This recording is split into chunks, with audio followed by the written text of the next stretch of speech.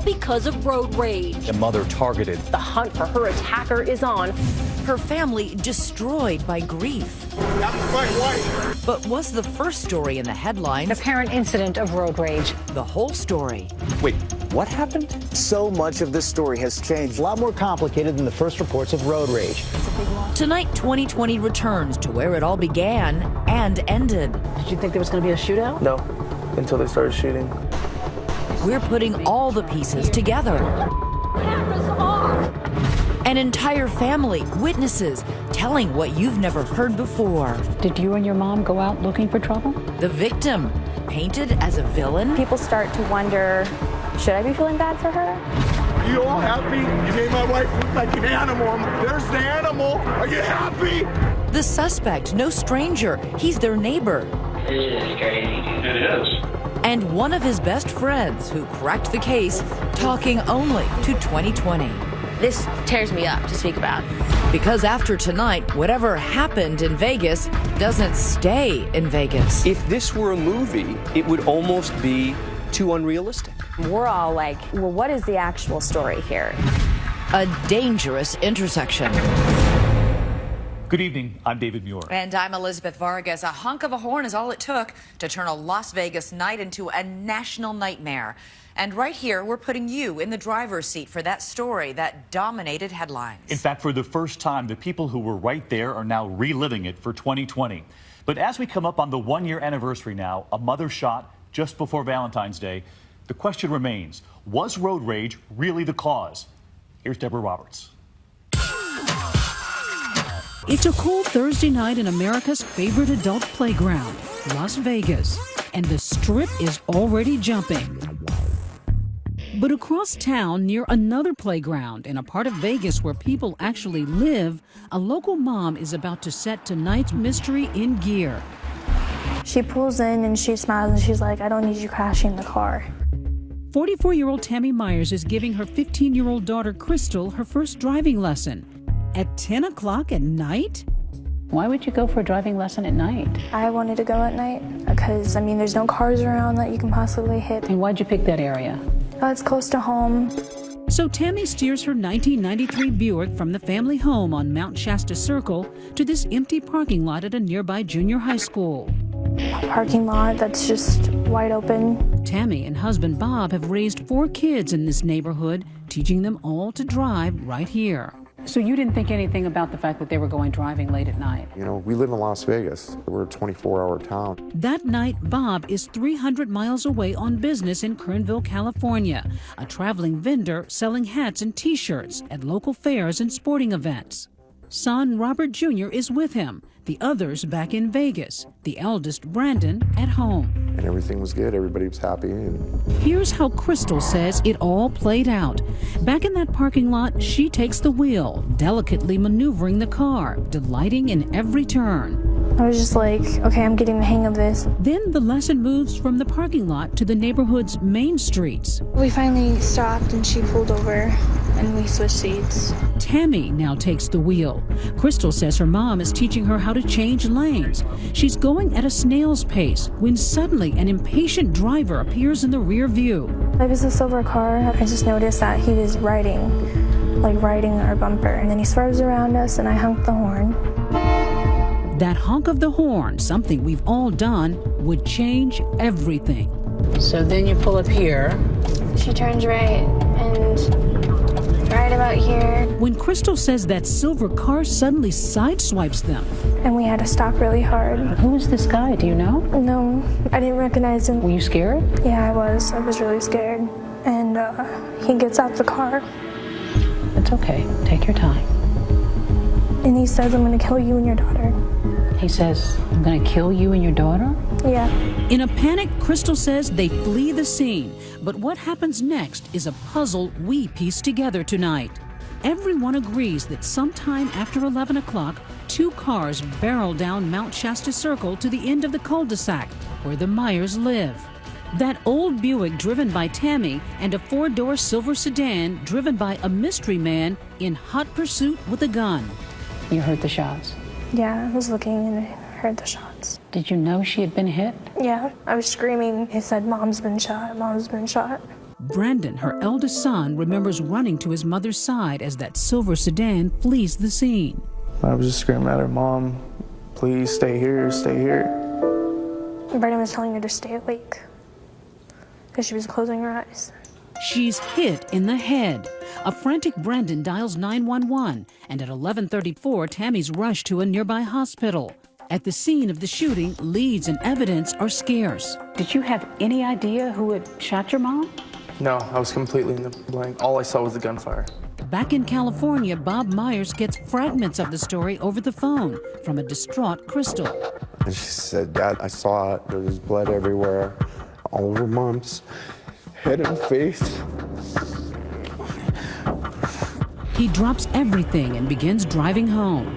And what's happening in your chest at this moment? I'm like, "What's going on here?" How fast are you driving? 100 miles an hour. Every thought saturated with concern for his wife of 25 years, the family matriarch who'd earned the name Mama Bear. Didn't have a mean bone in her body. It's not until the early morning hours of February 13th when Bob, still on the road, gets a call from police. He says, "Mr. Myers, it started off as a road rage. They followed your wife home and shot your wife." Frantic, he wants to know more and begins calling TV stations, asking for updates and granting interviews. I'm speechless. I've been with this woman 25 years. He is now the vocal spokesperson for the Myers family. Local reporter Jackie Heinrich found it peculiar. He called our station when he was driving back from California and says, "Hey, I'm angry about this. How could someone do this?" I didn't want to freeze out the media, and here's why I didn't. You can't find killers without the media's help. By daybreak, Bob finally arrives at the hospital and sees his wife's lifeless body. I get to the room and I see my wife. And the sight. All right, I said, "I'm here, baby." And I said, "Oh, this is gonna be okay, you know." But his optimism is quickly dashed. The main doctor says, "Sir, I hate to be the one to give you this bad news, but your wife's not gonna make it." And I told my wife, "No matter what it takes, I'll find out who did this to you." Later that morning, I'm right here. You know what you did last night? You come here. an angry Bob Myers stands before the cameras saying there were as many as 3 killers in that silver car. 3 guys wanted to plow into a mother of 4 and come back and shoot her, follow her home, and kill her. By the end of the day's news cycle, here's the official narrative. Police say 3 suspects in a small silver car nearly collided with her green Buick. As the Buick becomes a makeshift memorial, Tammy Meyers appears to be yet another victim in an endless string of road rage incidents. Los Angeles, Tampa, Randleman, North Carolina. And most recently, this scene in Austin, Texas. 2 men in the middle of traffic going at it with a baseball bat and a wooden pole. But this one is unlike any other. A mom cut down in her own driveway. Road rage mystery in Las Vegas. The mother shot after teaching her daughter how to drive. But despite all the attention, no arrests. The next day, February 14th, a heartbreaking Valentine's Day. Vegas police released this security video of the silver sedan cruising the neighborhood around the time of the shooting, and with it, this composite sketch. Police say this is the face of one of the suspects. Police say it's Crystal's description of one of the strangers in the car that sideswiped her and her mom, threatening to kill them. He's a big guy, 6 feet tall, weighing about 180 pounds. As far as we can tell, there was no prior contact with these individuals. They are complete strangers. There's a manhunt for this unknown guy, instilling fear in everyone across the valley. Everyone's like, could this happen to me? Neighbors are too afraid to show their faces with that suspect still out there. That night, an agonizing moment for Bob Myers. At 7:05, he disconnects his beloved wife from an artificial respirator. I'll always have a wife. She'll never leave my heart. But she's gone. I didn't want my baby to suffer. But I didn't want her to go either. You know, to have to say it's okay to turn off the switch to let your wife go. So you had to do it. Had to. But before Tammy Meyers can have a funeral, she's about to be buried. It's like they were murdering her all over again. repeatedly, daily. Tammy Meyers went looking for the driver. Are you happy? As the story takes the first of what will be many sharp turns, was the innocent victim really all that innocent? Maybe this isn't what I thought it was in the beginning. And a young woman with inside knowledge about that night. But to break the case, she must find the courage to turn in a friend. You called the police. What did you say? Everything. 2020 continues. 2020 continues with a dangerous intersection. 3 days after removing his wife from life support, dear God, protect them in the days to come. Bob Meyers holds a candlelight vigil. This is a testament to a good person in a community that needs good people. But now there are as many whispers about shooting victim Tammy Meyers as there are prayers for her. I want to keep the facts as they are because it's starting to get twisted. Just hours earlier, police announced a stunning discovery, one that paints a much different picture of this Las Vegas mom. The reason I wanted everyone here was to just clarify some things. A big piece of the Meyers account has been missing. Turns out, between that alleged road rage incident and the shootout, Tammy Meyers returned home with no one in pursuit, dropped off her daughter, and instead of dialing 911, picked up her son, who's armed with a gun, and went back on the road. She tells her 15-year-old daughter to wake up her son, who was in bed, and have him come outside and get in the car with her so that they can find who frightened them while they were on the roadway. She got her 22-year-old son to get his weapon. I mean, people start to wonder, should I be feeling bad for her? Local reporter Jackie Heinrich says that surprising and late disclosure changed the whole tone of the story. When the police held a press conference and said, actually, Tammy Meyers went back out, then they started to think, maybe this isn't what I thought it was in the beginning. Suddenly, the family is feeling the burn of online hate, with comments like, "Am I the only one who's glad she got shot?" On social media, people began to really turn on your wife and your son. Well, it bothered me. All of them did. Because my wife wasn't a troublemaker. Bob is suddenly doing damage control, insisting that this is not a vigil for a vigilante. My son is not an animal. My son is a hero in my book. So what's Brandon's story? He says his mother was convinced that road rager was headed to the house to make good on his death threat. She said, someone's trying to kill us, we need to go now. I'm like, why don't we call 911? You said, let's call 911. Yeah, and she goes, we need to get away from the house. They're trying to hurt us. So I grabbed my gun. Brandon's gun, a registered Beretta 9mm pistol. Why'd you grab the gun? Just safety precautions. Someone's trying to hurt my family, so I'm gonna come protect them. Brandon takes me on a drive to relive that night with his frightened mom behind the wheel. And she's just like hell, her mouth was open. She was terrified. He points out the spot where he says his mom and sister were sideswiped by that angry driver. Happened right here. Right here. Do you see any cars? No, nothing. So he says they call it a night and head home. Still no cars, nobody's coming near you? No one's near us, completely, it's a ghost town. But then, just as they make a right turn by the junior high school, he says they spot a silver car. And they were right here in front of us. She saw the silver car right here? It was literally right here in front of us. Things would escalate, leading to the shootout in the cul-de-sac, with both Brandon and that mystery shooter exchanging more than 20 rounds. But the exact how and who of the incident still puzzles police. That is, until this woman picks up a phone and drops a dime. You call the police? I felt that I had to. Were you conflicted? Absolutely. I still am, even sitting here. Nearly a week after the shootout, investigators interview this woman, Caitlin Christian. Tonight, for the first time, she's sharing her story about the night Tammy died. It was about 3 o'clock in the morning. I was sleeping, and my phone was going off the wall. She says it's her good friend, 19-year-old Eric Nausch, a wannabe rapper and pot dealer, seen here in his Instagram photos. It was, I need to come over, something important. How did he sound? Disheveled. You know, shooken up. Caitlin says Nausch comes over to her apartment, confessing to a shooting in his neighborhood. And the first words out of his mouth is, I got them. Telling her he may have shot a rival drug dealer. And then he showed you something. Mm-hmm. What did he show you? Well, he had emptied his backpack, He had pulled out his gun and extra clips for the gun. Nausch leaves. Then, days later, it hits Caitlin. Her friend may have been involved in Tammy Meyers' shooting.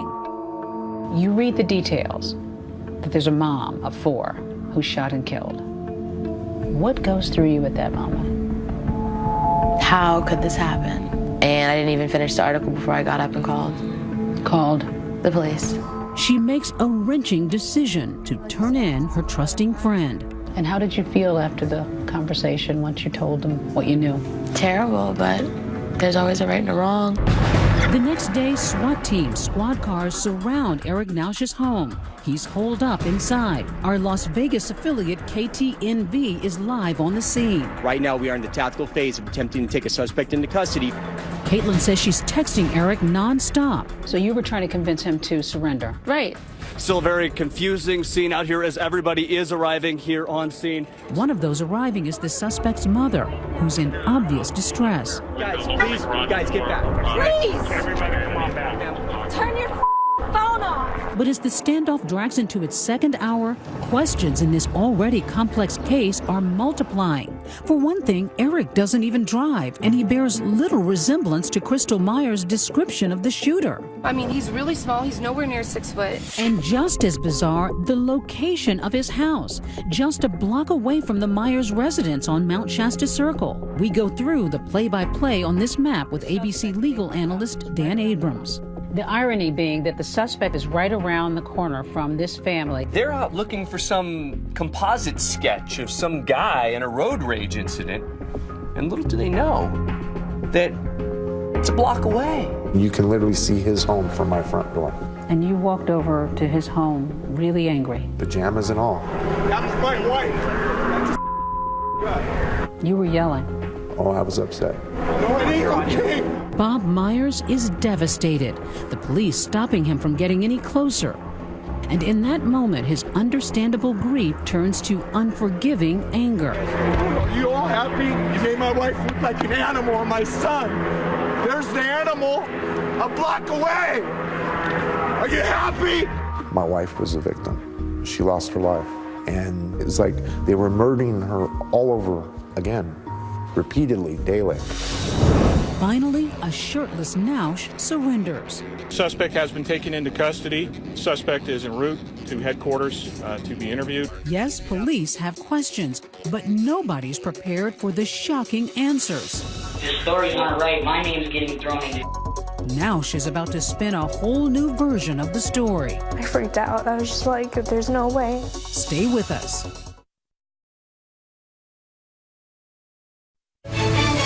A Dangerous Intersection continues on 2020. Well, teenager in custody. His name is Eric Nausch. We know the suspect is here at Metro headquarters. While the media churns the news of Eric Nausch's arrest, the 19-year-old suspect himself is alone with his thoughts, slumped across an interrogation table, while others are thinking, just who is this kid? His Instagram account is full of photos of what appear to be drugs. By all accounts, Nausch is a wannabe gangsta rapper and low-level drug dealer known on the streets as Baby G, the kind of guy who ends up either famous or in jail, or in this case, both. You got your water, all good? Mm-hmm. All right. But his close friend Caitlin Christian sees him more as a lost child whose father committed suicide in 2010 and is now living with his mother and a baby sister. Eric is a good person. Eric has a huge heart. Nausch may be in need of a father figure, and Detective Clifford Mogg is happy to oblige, kicking off the interview with a laid-back Miranda warning. I just need to advise you of your rights, and then I want to talk about you. All right, you have the right to remain silent. After some friendly talk, So, tell me about Eric. the cuffs are off, trust building. You'll be cool with us, aren't you? And very slowly, Detective Mogg starts pulling the string. In your mind, what's this all about? Tell me. Well, you guys think that I did something. Nausch says he's no killer, just a pothead who likes to light up at Anson Park. Curiously, the park just across the street from the junior high school where Tammy Meyers was giving that driving lesson. The park has always been my #1 spot. But Nausch says on the night of Tammy's murder, he was hanging out at this guy's house. Yeah, murder, murder, murder, murder. Kill, kill. A local rapper named Young Crane. I went over there sometime between the afternoon and I was there until the next morning. Then talk of weapons. Have you ever been in possession of any handguns, real guns? Yeah, but I got rid of it. When? Probably about like a month ago.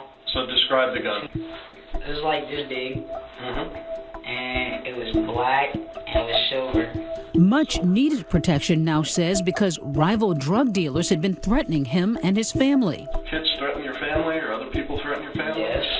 An hour later, detectives finally reveal their hand, letting Nausch know they've already blown up his alibi because his best friend Caitlin has told them everything. Katie really likes you. She said you were like a little brother to her. Where he'd been, what he'd done, and the gun he did it with. I knew about that gun that you were talking about way before you ever told me. This is crazy. It is. Everybody's trying to see you do the right thing, but everybody realizes that you made a bad mistake that night, okay?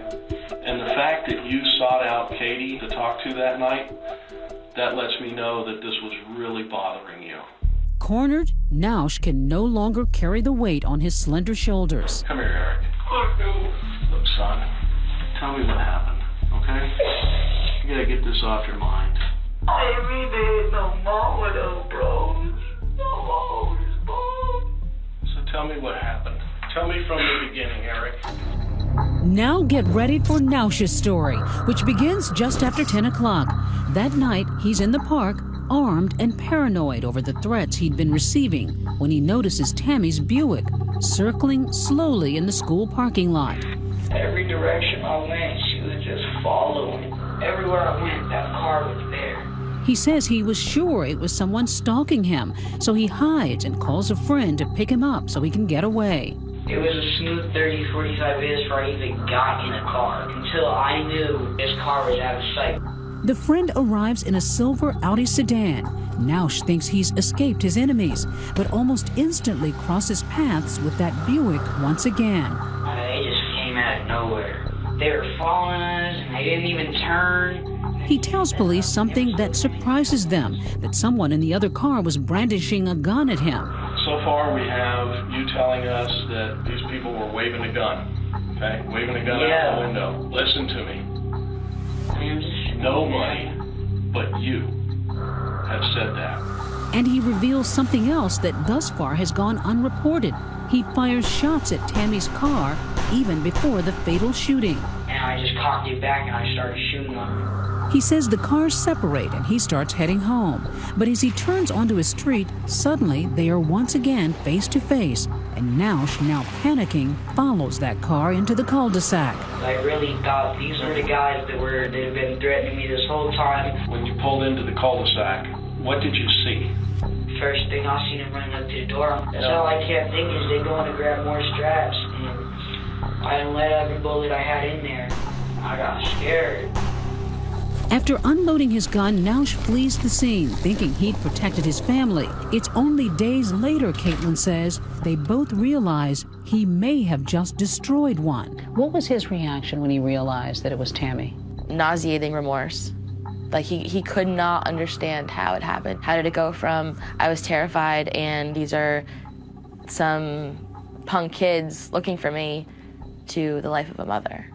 He saves his biggest surprise for last, telling police Meyers is not only one of his neighbors, he knows her, has eaten dinner at her table. So you know the family? I know the whole family, man. Is there anything you want me to tell the family? Like, my intentions were to take someone who was gonna harm my family up. Not my homie's mom. Not Tammy. The stunning relationship is confirmed for the first time when Bob Meyers later addresses the press. We knew how bad he was, but we didn't know he was this bad. Meyers claiming his wife had mentored the troubled youth. My wife spent countless hours at that park consoling this boy. She was really good to him. She fed him, she gave him money, she told him to pull his pants up. Some saw it as odd that you didn't disclose that you knew him to the media at one point, and then later on you did. Because I didn't know. I never knew Nausch's last name. I knew him as Eric. I didn't know until I saw his picture on television. Detectives leave their suspect alone in that room, this time to call his mother and let her know he won't be coming home. Mom, I love you. I love you. Okay, I've already told them everything. The only reason I confessed, Mom, was because they knew everything. But the case is far from closed. Nausch won't give up the driver of the silver sedan and claims no knowledge of any prior road rage incident. The so-called confession has some problems with it. And was there a darker side to the relationship between Tammy and her killer? Mrs. Meyers used to come to the park and try to purchase things off of him. Stay with us. 2020 continues with a dangerous intersection.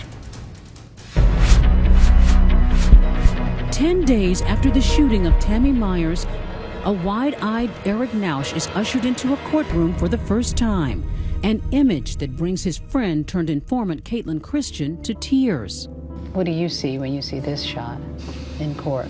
Just terrified. I mean, he looks the picture of a confused kid right here, don't you think? Yeah.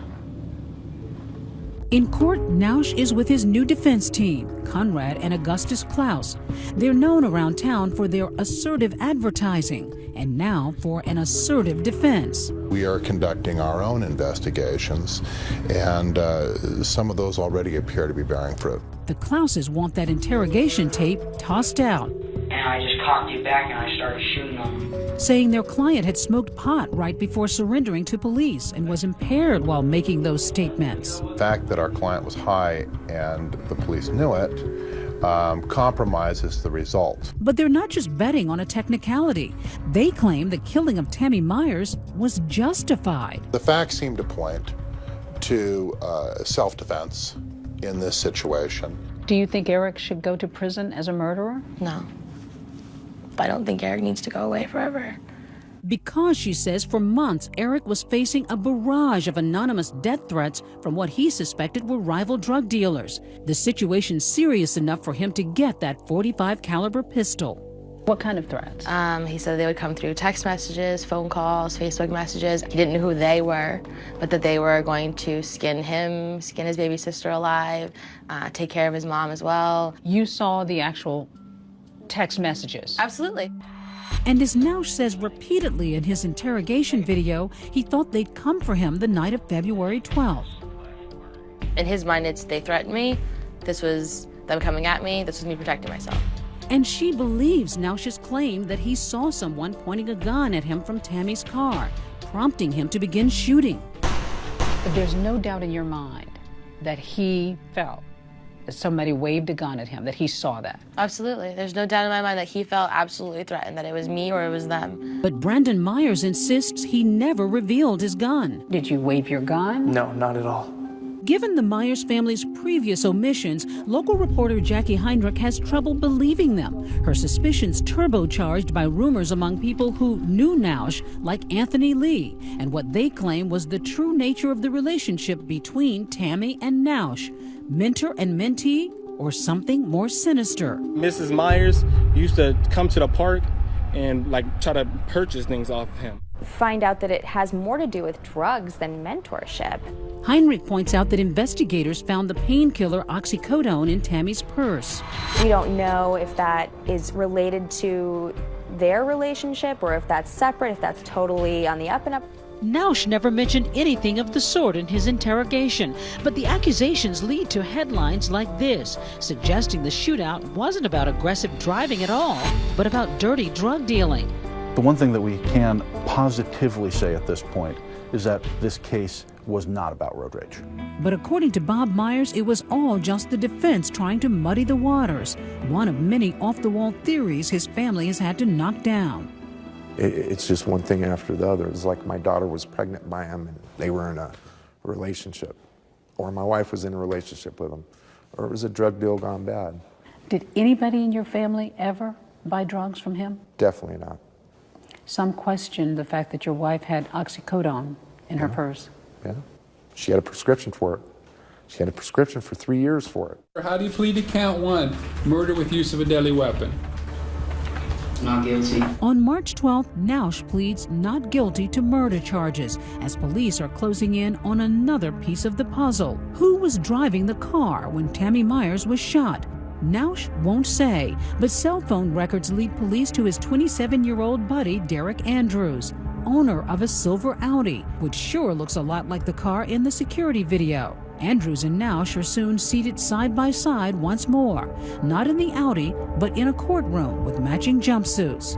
This was an act of unprovoked use of force on behalf of Mr. Nausch, with Mr. Andrews being the driver and complicit in this act. Andrews denies any involvement, pleading not guilty. Could he be that mysterious man seen here in the sketch? The first alleged road rage incident that started it all? The prosecution thinks they finally have it all figured out. But be forewarned, truth is stranger than fiction. It turns out everybody's wrong. Don't go away.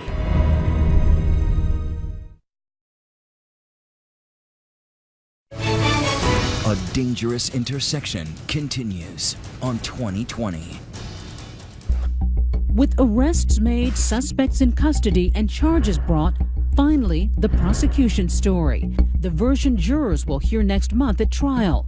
DA Stephen Wolfson thinks he can finally explain what happened the night Tammy Meyers was killed. There's no evidence to support that Mrs. Meyers was doing anything other than being out with her daughter, giving her daughter some sort of driving lessons. Wolfson believes Crystal Meyers. Yet what happened next is a series of bizarre, tragic coincidences, the odds of which, even by Vegas standards, are incalculable. 10:10 p.m. Tammy's offering that driving lesson to her daughter in the school parking lot. By coincidence, Eric Nausch is in a park across the street. He's carrying a .45 caliber handgun and the weight of the world on his shoulders after death threats from some rivals. Nausch notices the Meyers vehicle and its slow-moving maneuvers and apparently misconstrues that as a threat. He thinks the driver is stalking him. And nobody seems to dispute that it all started right here in this junior high school parking lot. Just out for some driving lessons. 10:50 p.m. After the driving lesson, Tammy Meyers gets back behind the wheel and begins heading home. 10:56, she sees a silver sedan speed up behind her and pass aggressively. Her impulsive teen daughter makes a fateful decision. Crystal reaches over and slams on the horn. If that horn hadn't been honked, none of this probably would have happened. It's full-on road rage as the silver car pulls in front of the Meyers. Crystal says the driver hops out, walks toward her mom's car, and says, "I'm gonna kill you and come back for your daughter." We'd be very interested to find out who was in that other car, because we don't believe it was Mr. Nausch. Back at the park, Nausch is being picked up by friend Derek Andrews, coincidentally driving a different silver sedan. Meantime, Tammy Meyers makes it back home, and instead of dialing 911, drops off her daughter and picks up 22-year-old son Brandon, who grabs his pistol. He happens to be a registered handgun owner. It was a mistake on her part, in my opinion, but it is what it is. The search begins as mom and son take off looking for the road rager. Moments later, they locate him, or so they think. We pulled up, boom, they were right here in front of us.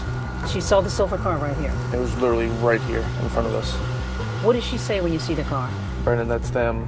Those are the ones that threatened to kill me and your sister.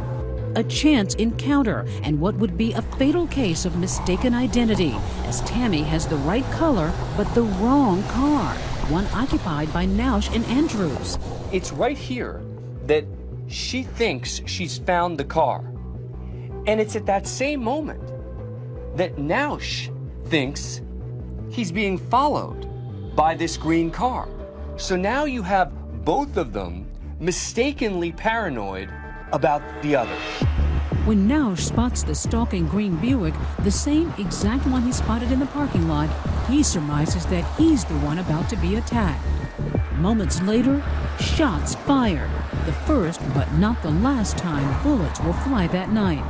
At that point, the evidence says that Mr. Nausch raised his weapon in a threatening manner. This is a loud .45 caliber gun, makes a lot of noise, very intimidating. She goes, "Brandon, what was that?" I said, "Mom, we're getting shot at." At that point, she's shaking. He says he fired some shots there, but he didn't hit anybody. This should have been the end of it, which is now she's now gotten to threaten the drug dealers who he thinks are behind him. He's fired his weapon. They've learned their lesson. Both cars speed off, Meyers and Nausch each heading home, taking parallel streets. But remember, they live only a block apart, and in the final, cruelest twist of fate, find themselves headed for disaster as they turn toward their houses, winding up on the same street. The Meyers pull into the cul-de-sac. Derek Andrews follows them in. And that's when Brandon got out of the car, Mrs. Meyers got out of the car. The minute he follows them into that cul-de-sac, he's now become a threat. What did you think was about to happen at that point? Did you think there was going to be a shootout? No, until they started shooting. And everything was like slow motion, like very slow pace. It was weird. Nausch empties his .45 and reloads.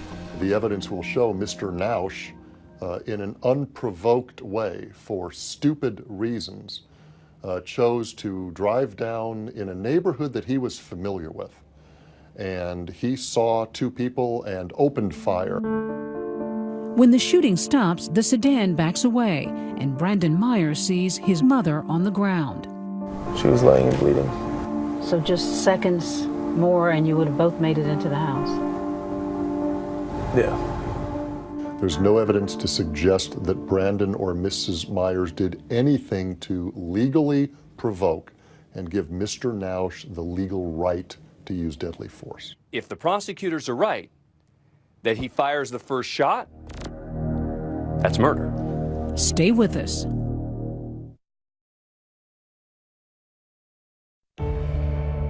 Almost exactly a year after the tragedy, the Meyers family gathers for the last time on Mount Shasta Circle. They're packing, moving out of the neighborhood and away from the specter of Tammy, shot dead in front of their house, in front of their eyes. I catch myself all the time calling her. I'll sit in my chair out in the living room and I'll go, "Hey, babe." Nothing comes back. The quiet cul-de-sac, once a safe and secure street for the boys' football fun, will now be remembered for the woman it could not protect. I hate looking at this. I just stare at the ground right there. And I know that she was right there. The family has had a book written telling their side of the story as they await the trial of Eric Nausch. Bob will wait until after that to lay his wife's ashes to rest. You haven't buried your wife? Oh, no. Why not?